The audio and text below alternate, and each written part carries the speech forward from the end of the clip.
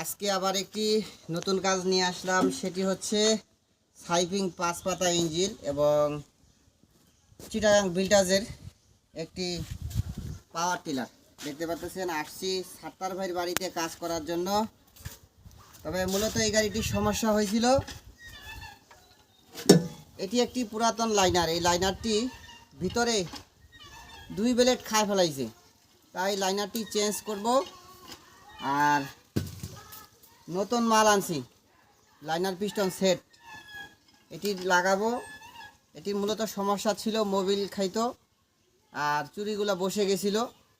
এখন লাইনার সেটটি চেঞ্জ করে দিচ্ছি, পিস্টন বদলায় দিচ্ছি।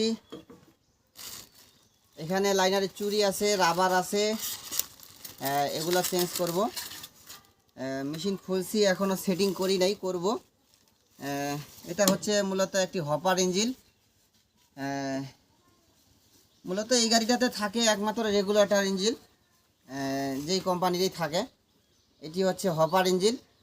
এটাতে লাইনার পিস্টন সবগুলাই চেঞ্জ করে দেবো। একটি সেট আনছি, এই যে সেটটি লাগাবো।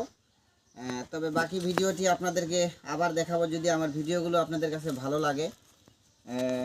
আমার কাজগুলো আমি কি করি না করি সেগুলোই তুলে ধরার চেষ্টা করি।